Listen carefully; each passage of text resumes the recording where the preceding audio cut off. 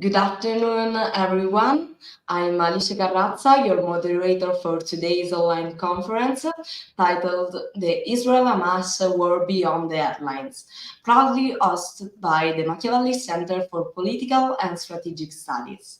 Over the past month, the conflict between Israel and Hamas has dominated international headlines. However, it's crucial to recognize that the information we received is often tainted by propaganda and disinformation. In the media, two opposing narratives emerge. Whilst some justify Israel's response to the Hamas attack of October 7, which brutally claimed the lives of about 1,200 Israeli civilians, with as many kidnapped. Others defend the attack, attributing it to alleged abuses by Israel against Palestinians. As Israeli troops continue their operations in Gaza, the resolution of this conflict remains uncertain. Our conference aims to delve into the more contentious aspect of these situations, providing insight from two experts. Today, we are pleased to have Giovanni Giacalone, a research fellow at the Machiavelli Center for Political and Strategic Studies, and Irina Tsukerman, a fellow at the Arabian Peninsula Institute. Thank you both for joining us. So, without further ado, let's begin with the first question. So, Giovanni, the October 7th attack by Hamas stands out for its unprecedented ruthlessness, deviating from their established operational patterns. To comprehend this shift, I ask you, what happened this time? Well, first of all, let's point out that Hamas always targeted civilians since the very beginning of its existence. The Afula and Dizengoff bombings in 1994, or the Ramat Gan bombing in 1995, orchestrated by terror mastermind Yahya Ayash, are clear examples. Hamas' strategy always has been infiltrate and hit on low scale and indiscriminate rocket launching against Israel. Hamas also introduced the tactic of suicide bombings into the Israeli-Palestinian conflict. Hamas does not and never did distinguish between military and civilian targets. However, this time we have seen something different. We have seen a large-scale, multi-form, coordinated offensive carried out by different cells, or units, if you will, through land, sea, and air fronts. Hamas used motorized hang gliders to fly over the border. It used boats to reach the Zikim beach north of Gaza, and then attacked by land the Bahad 4 base, with the final objective of reaching the kibbutz, something that fortunately did not occur thanks to the prompt reaction of the military and the armed civilians. Various Hamas units broke through the eastern Gaza-Israel border simultaneously and in different points. Now, it is important to bear in mind that it was a military-style offensive aimed against civilians. The attacks on military targets were instrumental in order to get to the civilians, Israelis and non-Israelis. Let's also keep that in mind. Now, it is clear that this type of complex operation requires months, if not years, of training and conspicuous funding. And so far, all hints lead to Iran. In August of 2022, IRGC commander Hossein Salami, in an interview for Khamenei's website, stated the following sentence, the following statement. The Palestinians are ready today for ground warfare, Israel's major weak point. Let's keep that in mind. Missiles are excellent for deterrence, but they do not liberate the lands. A ground-based force must be deployed and must liberate the land step by step. Hezbollah and Palestine will move on the ground in a single military formation. This is on Memory's website. It's all there. Now, this is a clear message regarding Iran. One other detail that is worth mentioning is that the use of motorized hang gliders is not an invention of Hamas. As a matter of fact, the PFL-PGC, Palestinian Front for Liberation of Palestine General Command under Ahmed Jibril, used this tactic in the 1980s against Israel. And it's no secret that Ahmed Jibril, whose base was in Damascus, was supported by Tehran. Additionally, this time, Hamas took care of filming the atrocities in a perfect ISIS-like style. So, answering your question, what happened this time? Well, in some way, we can see an upgrade in Hamas's actions, trying to emulate ISIS on 3 levels. The first one is military-style modus operandi. Some intelligence sources even claim that Hamas's objective was to maintain control of the territory and even reach the West Bank. I don't know about that. Number 2, committing atrocities of all sorts perpetrated against civilians, women, elderly, babies. 3, filming all of these atrocities to show its ruthlessness. If we want to summarize, Hamas perpetrated the biggest slaughter of Jews since the Holocaust, and that is what occurred on October 7th. Thank you, Giovanni. Now I want to ask to Irina. So, how do organizations such as Hamas leverage social media to disseminate their messages? And what challenges does this pose in terms of online security? The floor is yours. Well, every terrorist organization has been very successful at using social media. For the past few years, ISIS has made an exceptional use of promoting videos on social media.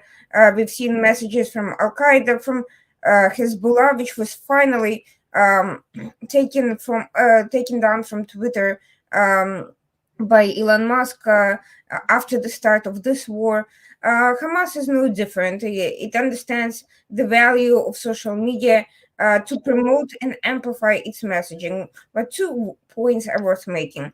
First, studies have shown extensively for ISIS in particular, but it's probably true for everyone as well, that social media may be very much a force amplifier of messaging and a convenient platform for exchanging messages, coordinating public campaigns by these organizations to some extent, and even to some extent encouraging followers and bringing them on board. But it is not necessarily a platform that radicalizes people and suddenly turns them from law-obedient moderates into extremists and radicals.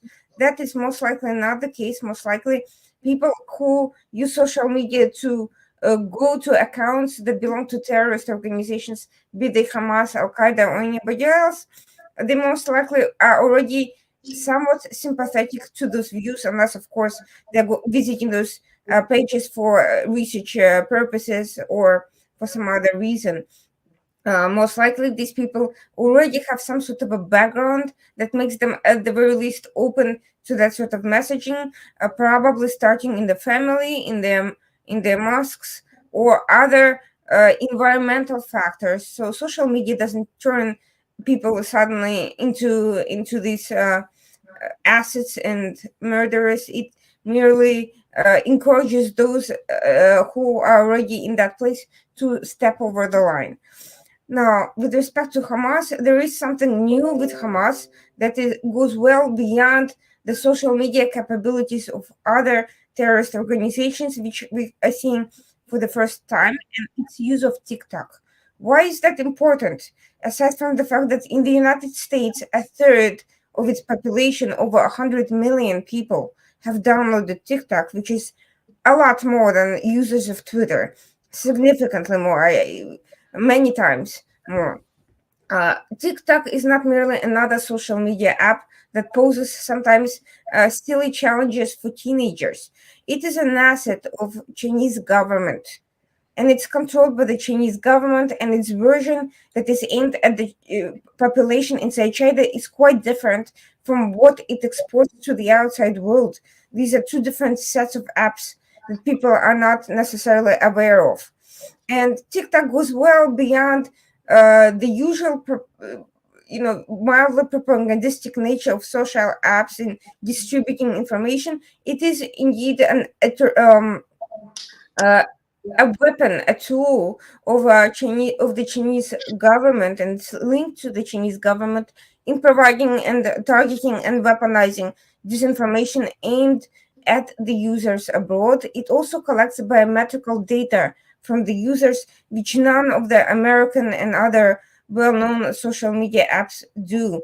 And it also collects keystrokes for those who use it, and all of that is presumably exported back for study by the Chinese government forces. Why is that important? Because not only is Hamas making use of a hugely popular app that has reaches many millions of people around the world, much more so than Twitter or at this point even Facebook, that's primarily caters to older populations as opposed to TikTok, which has a lot of young influencer followers. But it is clearly aligned with Chinese government in that sense, and we have seen that TikTok has been proliferating Hamas propaganda in a very in a very specific and targeted way, not in a random way where it just happens to be there. It seems to be being deliberately boosted, and pro-Israel information does not reach TikTok nearly as much, if at all. Moreover, this is parallel to the messaging in the Chinese regular media, its mainstream media, in its official state-run outlets, which have been disseminating very similar type of messaging and content, openly pro-Hamas, also openly anti-Semitic for the first time. Up until this point, Chinese media was not particularly partisan with respect to these issues. It always leaned pro Hamas, it always gave Hamas official political legitimacy, but it also sought to maintain strong relations with Israel. We have seen that Prime Minister Netanyahu aimed to visit China shortly before the war broke down and sent a very specific message to President Biden in that way, that Israel has options in that sense. But now we are seeing a complete turnaround very openly from Chinese state-run outlets that are promoting Hamas content, and it is no coincidence that TikTok is doing the same. There's clear coordination. Yet another evidence that TikTok is not an independent outlet. That Chinese information warfare experts are behind it, and that there is some level of coordination with Hamas to allow this sort of content. Why China would take such an open information-based backing of Hamas and not merely stick to political neutrality or some sort of a mild Arabist political backing as it has in the past is a question to ask, because since the start of the attack, there have been questions raised about China's role in helping with this operation, especially on the technical fronts with respect to information exchanges, information surveillance, and the disablement of signal systems in Israel. There's been questions whether Chinese hackers may have been involved, or whether the Chinese government in some way played a role in the coordination of the attack. Those questions so far have not elicited much information, but we are seeing in the aftermath that China's government is apparently playing a role in Hamas's success in social media outreach. Thank you. You shed light on the matter. So now I'm interested in going deeper, and I want to ask to Giovanni, can we identify a specific strategy employed by Hamas in this case, and what objectives are they aiming to achieve?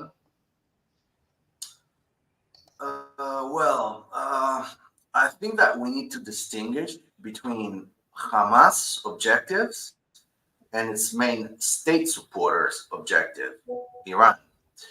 The two do not necessarily go in the same direction. Now, Iran's objectives are obvious: boycott the Israel-Saudi Arabia normalization process and put at stake relations between Israel and those Muslim countries that have already gone through that process. Additionally, Iran is also trying to destabilize the area in order to avoid isolation. On the other hand, Hamas is trying to find the support that it lost through time, and it is trying to present itself as a major actor in the Middle Eastern scenario. I mean, it's no secret that Hamas is in trouble in Gaza. Its consensus is at the minimum. Most of the funds flowing into Gaza were used to build over 500 kilometers of tunnels, underground storages and bases, command centers, to buy weapons. All this while the population is basically starving. Hamas recently even stated that Gaza's population is not its business because it is under the UN protection. So, I mean, it's also not a case that Hamas has been avoiding new elections since it took power in 2007. Hamas needed a boost, even if it meant digging its own grave. Now, in my opinion, Hamas did not expect such a strong reaction by Israel. The leadership was convinced that Israel was in a very weak moment of its history due to the political turmoil related to Netanyahu's justice reform, the internal divisions. I mean, we even heard the reservists saying we're not going to training if they call us, etc., etc. So Hamas probably thought that they could take advantage of the situation. I also don't think that taking all these hostages into Gaza was done to prevent an Israeli invasion, but rather to use them as bargaining chip to free Palestinian terrorists held in Israeli prisons. The fact that the IDF, the Israel Defense Forces, quickly destroyed Hamas facilities, killed thousands of terrorists, including the commanders, and reached Gaza City, implies that Hamas was not expecting the invasion. It was not prepared.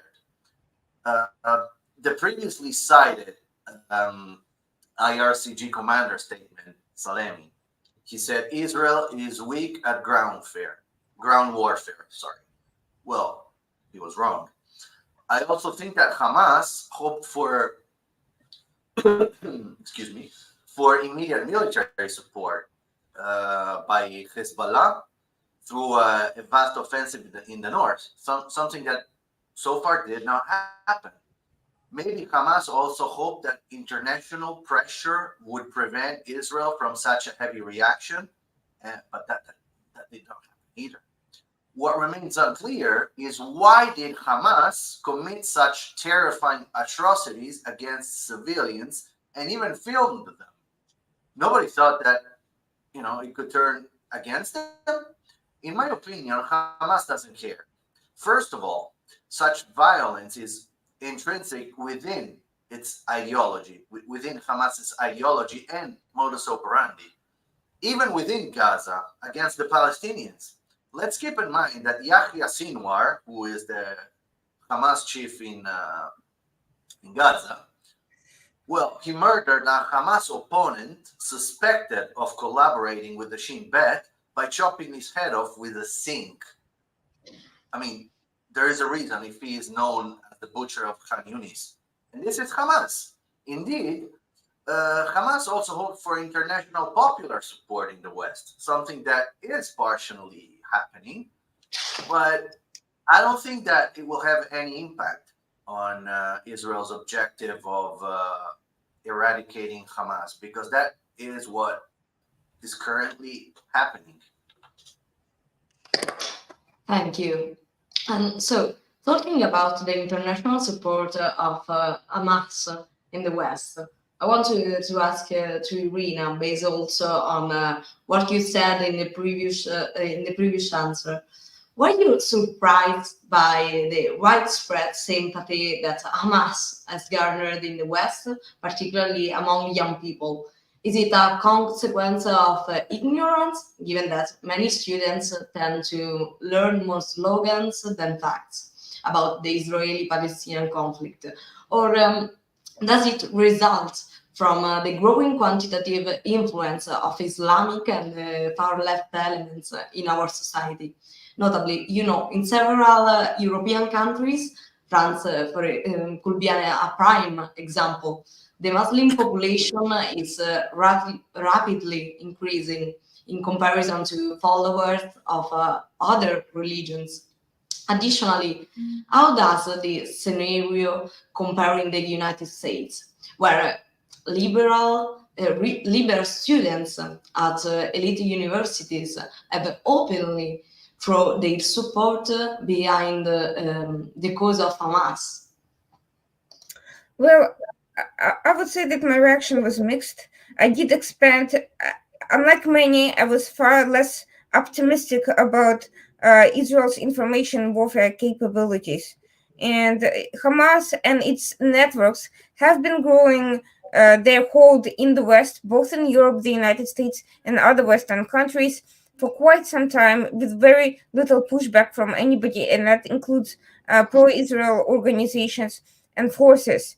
As I've stated repeatedly, and which has been largely ignored, it's not just Iran that has been backing Hamas quite recently, since about 2016, 2018. Although Iran's propaganda machinery in the West is also independently quite powerful, and also has received very little official pushback or response. On the contrary, it has been welcomed to the White House and to official institutions and the academia. But the Muslim Brotherhood networks that Hamas has always been very much a part of have been amplifying and growing, and the Muslim Brotherhood has been quite normalized in the West. In the United States, it serves official functions.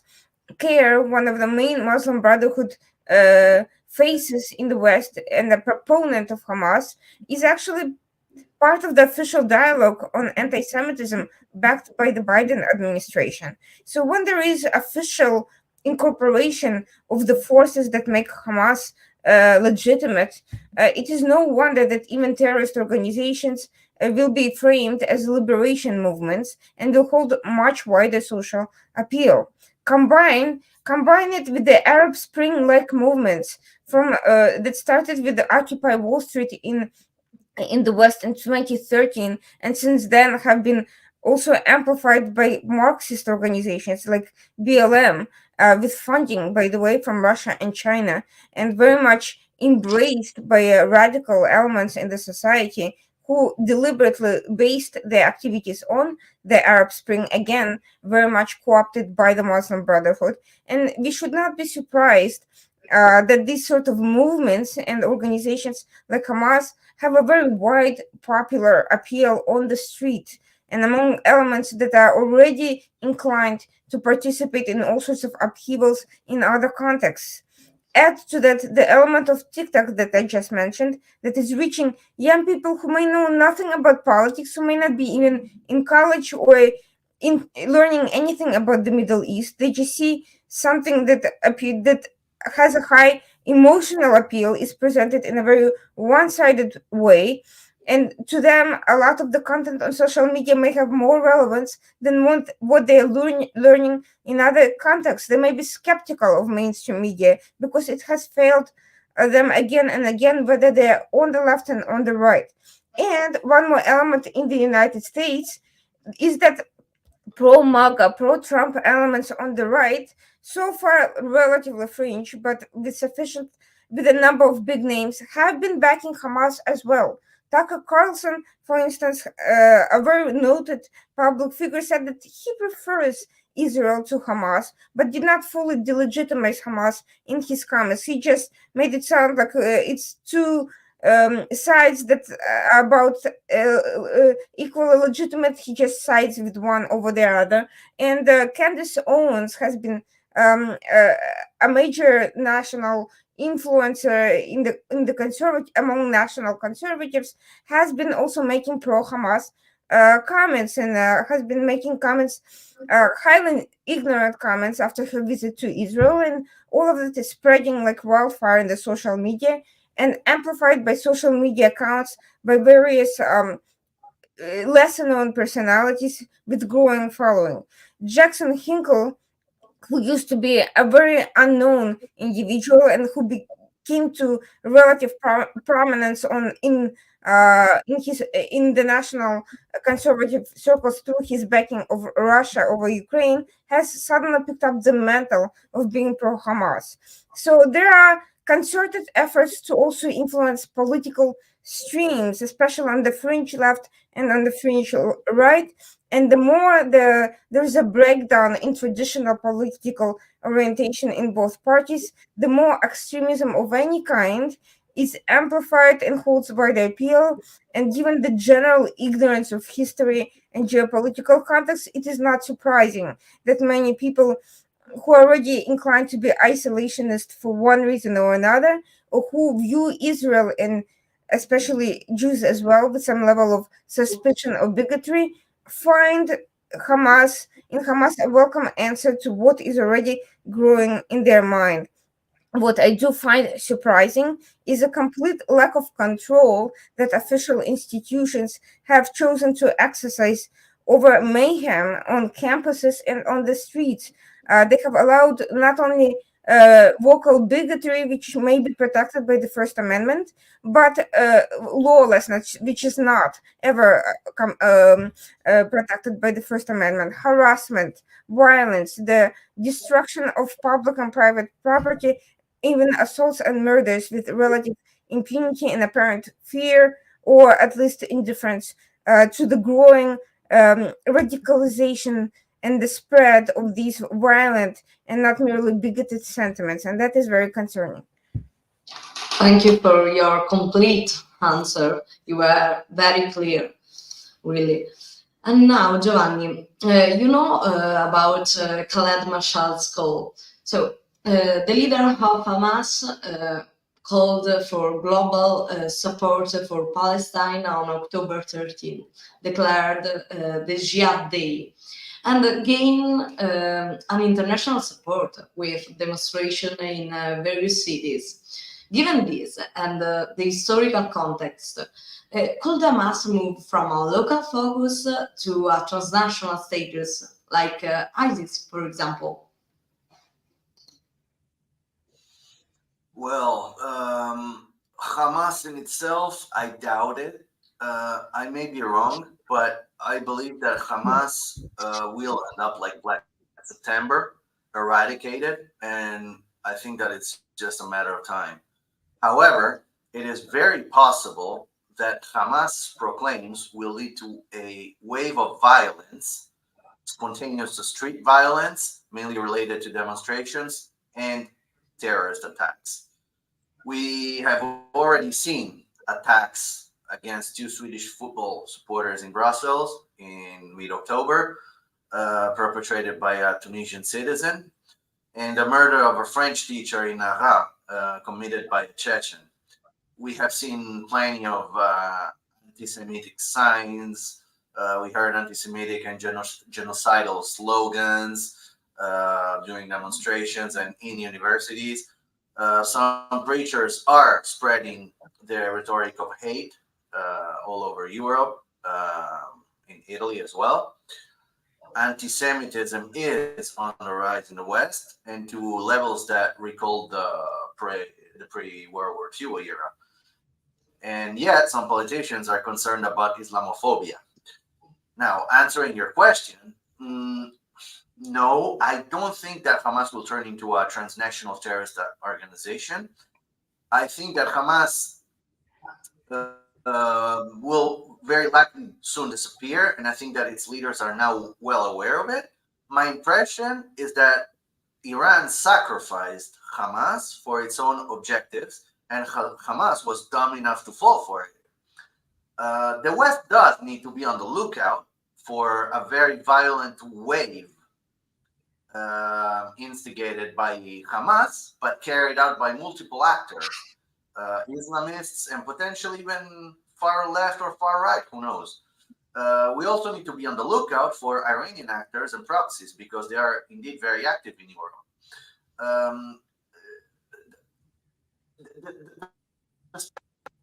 The fact that Hamas will probably not turn into a transnational terror organization doesn't mean that we shouldn't do anything about it, for instance, in the West, in Europe.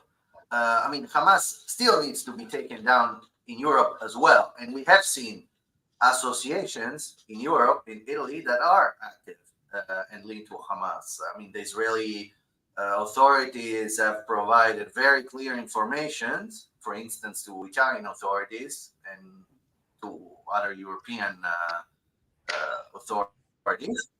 And they were clear. I mean, the finances need to be seized, and certain associations need to be shut down, because despite the fact that Hamas will probably be eradicated in Gaza, doesn't mean that, you know, in the future we won't see Hamas offices opening in Europe, and that's something that we definitely wouldn't want to see. I mean, we've seen that with the Muslim Brotherhood, and we definitely don't want to see it with Hamas. So I think that you know, I mean, Europe and the United States should side with Israel in eradicating Hamas. But no, I don't think that will become a transnational organization. No.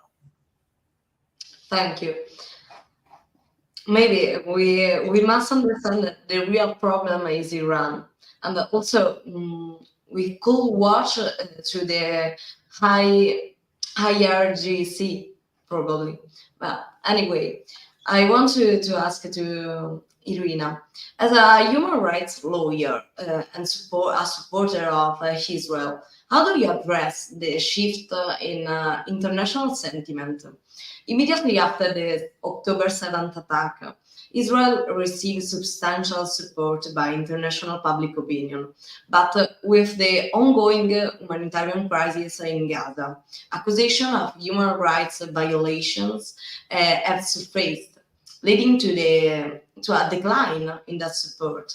What is your response to this allegation?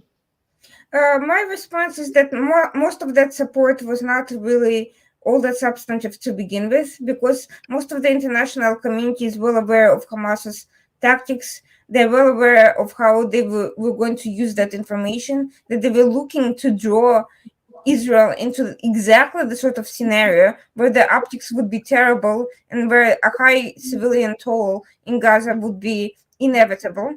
And Israel warned everyone as much. Furthermore, I'm quite cynical about it because for years leading up to that moment, neither the Western world nor the Arab and Muslim world have taken any action to prevent any of this from happening. Europeans, some of the European Union countries have proceeded to add fuel to the fire by giving millions, if not billions, in funding to Gaza NGOs, which were quite radical. That money went straight into the pockets of the Hamas leadership. Countries like Qatar have gone far beyond any political arrangements with Netanyahu to create entire entities dedicated solely to amplifying Hamas and other terrorist organizations. The United States too has given unaccountable aid to Hamas and has allowed Qatar to proceed in this unaccountable funding of regional proxies. Iran has remained has had free hold along with Muslim Brotherhood entities in shaping public discourse, and the academia on campus, as well as various human rights NGOs, have always likewise have been corrupted over decades of foreign funding and embrace of radical elements, particularly on the left, that have created fertile soil for this sort of thinking that considers entirely, at best, considers power the only element of judging right and wrong during the war, which is silly. Just because someone has particular tools towards implementing their goals does not make their motivation more hostile, more malevolent than the other side, which, by the way, has been exceptionally well trained in utilizing whatever weaknesses it has as a weapon. This sort of thinking has been quite convenient, and this sort of thinking has proliferated in the international community. And by the way, the same Arab states who claim to despise Muslim Brotherhood, who claim to hate Iran and be fearful of Iran, prior to all of this, have taken no action to help Israel take Hamas down in a political way. Because at the end of the day, the military campaign can have limited objectives.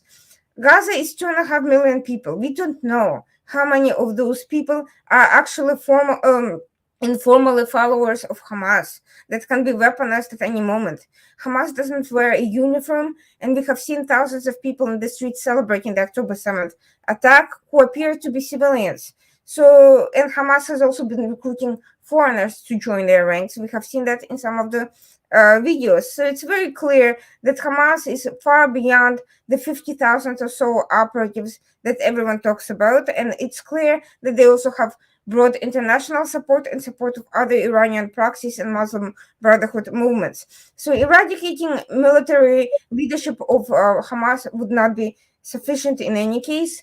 The foreign accounts, the funding accounts are not in Gaza. They're outside Gaza. The leadership is outside Gaza in Qatar and Turkey, and in some cases Europe.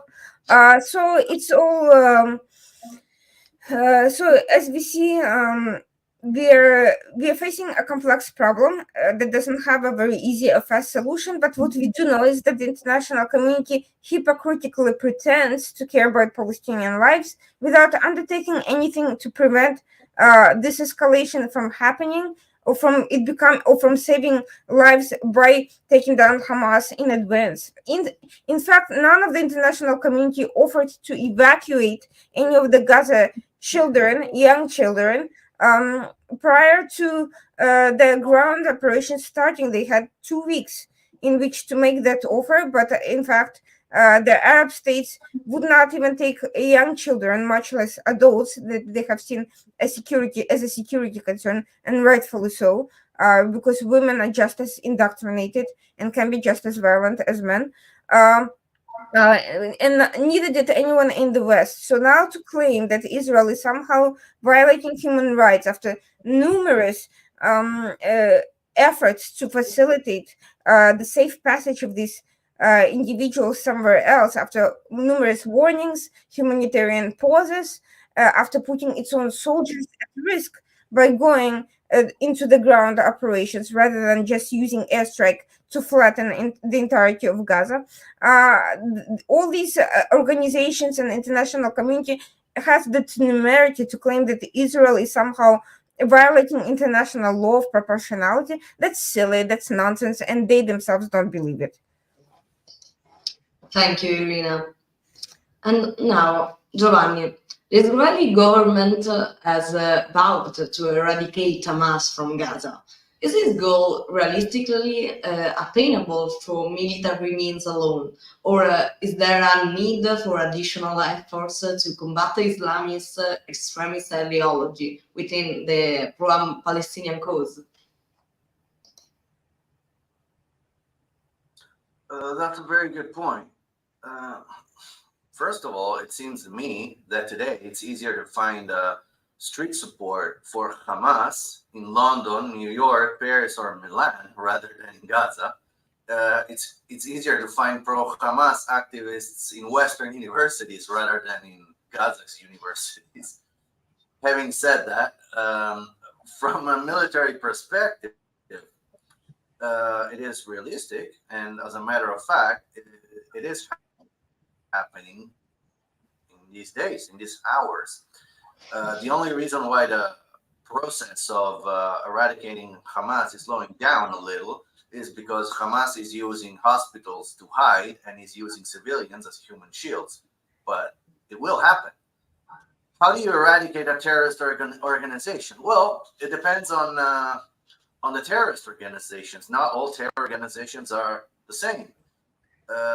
indeed, by destroying its military capability, by eliminating its leadership and change of command and control.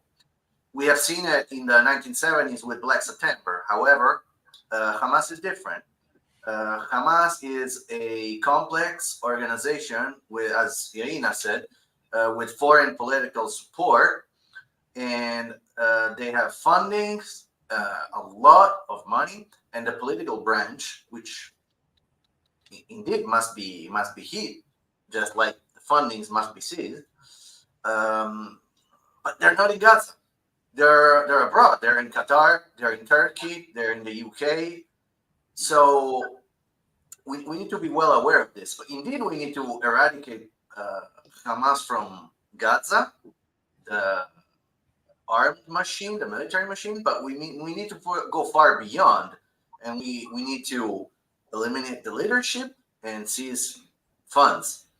Ideologically, now we need to distinguish according to context. In Gaza, I may be wrong indeed, but I believe that Palestinians had more than enough of Hamas. Doesn't mean that they like Israel, but I'm quite sure that they had more than enough of Hamas. I mean, the fact that hundreds of thousands fled and keep fleeing to the south is a clear indicator. We have also seen videos of Gazans accusing Hamas for the ongoing situation. Hamas shot against civilians fleeing to the south. They implemented blockades to stop them, and Palestinians moving south are now being escorted by the IDF. As the Israeli ambassador to the US said the other day, Gazans may not like Israel, but most of them hate Hamas. In the West, and among the Muslim masses in some Arab countries, the situation is different. We must bear in mind that the ideology of Hamas is nothing more than the Islamist ideology, let's say the Islamist common denominator that roots back to the Muslim Brotherhood, to Sayyid Qutb, Hassan al-Banna. This is not a problem of Gaza. This is a transnational problem. This is a problem of Europe. This is a problem of the United States. This is a problem of Australia, Canada. The Palestinian cause is deeply rooted within the international Muslim community, more than any other cause. I mean, we didn't see this with the war in Syria. We've actually seen a split within the Ummah. The Palestinian cause has the capacity of inflaming the souls and exasperating rhetoric and action. Islamists know this very well, and they take advantage of it to cause turmoil in the West. Countering Islamist narrative requires a systematic international effort that so far hasn't happened. The demonstrations in London speak for themselves, for those who have seen them, including the conduct of the Metropolitan Police that seems to be very shy when facing Islamist extremists. However, if possible, let me just show you a quick graph that might help understand the pattern. Can you all see it? Mm-hmm.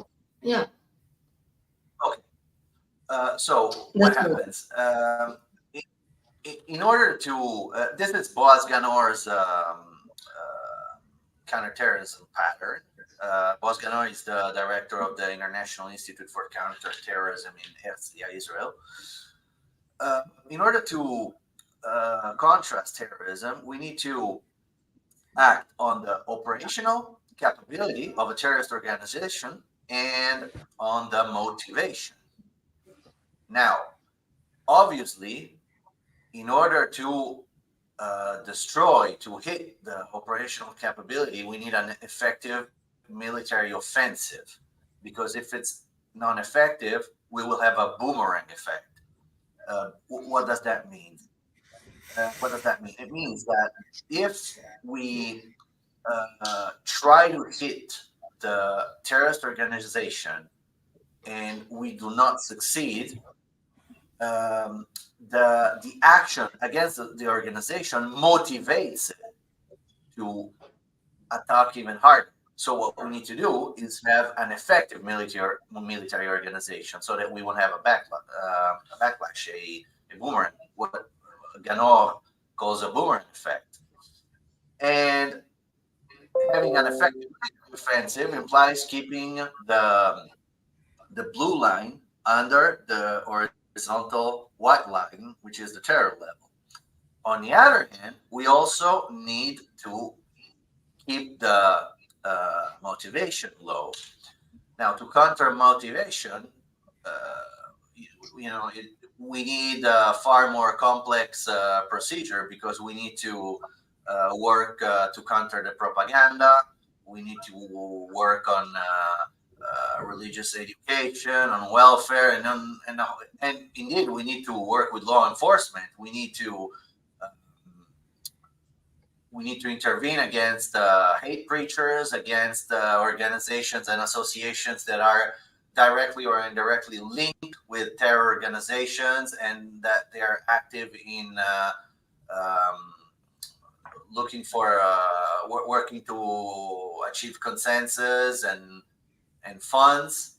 And most of these organizations are working in the West, and intervene on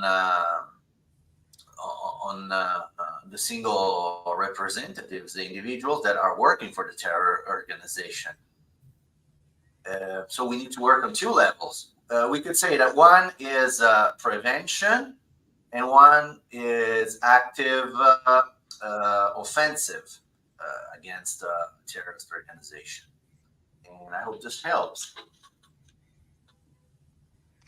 Thank you, Giovanni. You have a reason. So we have to work on different points, because it's not only eradicate a terrorist organization, but also the network, which completely is around the organization. So prevention, active and offensive, and also eradicate the network, which is corruption everywhere. And now, my last question is for Irina, and I want to move back to the social media.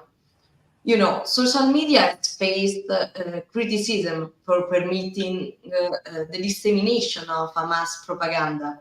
This dilemma is particularly challenging for those like us at Machiavelli, who oppose internet censorship. On one hand, there's the imperative to ensure freedom of speech. On the other hand, there's the concrete danger posed by the propaganda of radical movements that harbor anti-Western sentiments. How can we navigate and strike a balance between these two opposing forces? Well, in the United States, the answer is very simple. Funding of foreign propaganda by state or not state actors is not protected free speech. It's very simple. Foreign entities are not entitled to the same level of constitutional protections as citizens.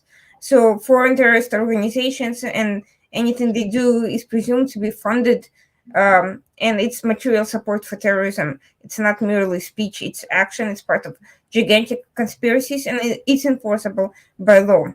Now, the issue is how to get social media companies to cooperate sufficiently. After all, trying to take down accounts is sometimes like playing whack-a-mole with these organizations, and they hide themselves very well. They don't always use big official accounts to disseminate speech. They use codes. They use a diversity of seemingly innocuous accounts, and in some cases, when we are talking about TikTok, that's controlled by China. US can ask, and it has repeatedly, but it has had no impact whatsoever. So the only choice US and Europe have is to ban TikTok, as India did, and frankly, they did not suffer from free speech limitation as a result. New companies have replaced American companies have replaced TikTok in India as a source of disseminating business opportunities and speech opportunities for everyone who prior to that used TikTok. So if something is a weapon, and information is very much a weapon, you need to be cognizant, you need to be aware of that. That doesn't mean that there aren't also local fellow travelers who simply who are not necessarily paid, they just roam. Obviously, going after such people only makes the problem worse, and the answer to useful dupes is better speech, better information, and better targeting of populations demographics that are most likely to be victimized by disinformation and misinformation and active measures. But with respect to everything else, cutting off funding that goes towards these organizations and dissemination of material, that's the key to combating disinformation at the end of the day. It's very clear, it's not protected speech, it's money. And these propaganda apparatus would not have the appeal that they had, the reach they have, if not for funding. Do you think universities would necessarily embrace that type of thinking if they didn't have the incentive to do so, financial incentive, like from countries like Qatar and from Islamists in various Arab states that provide private donations by the millions? Do you think social media would not have would have an incentive not to boost these accounts if they didn't get more following from that? There's always incentives that cause something to become more popular. And it's always about choices. There's no perfect solution on social media of who to shut down, but they do have a choice not to amplify and certainly not to counter speech that takes down these accounts. The problem with me is the problem I have with social media companies is not that they can't get every extremist online, but they first of all they unevenly enforce their own policies.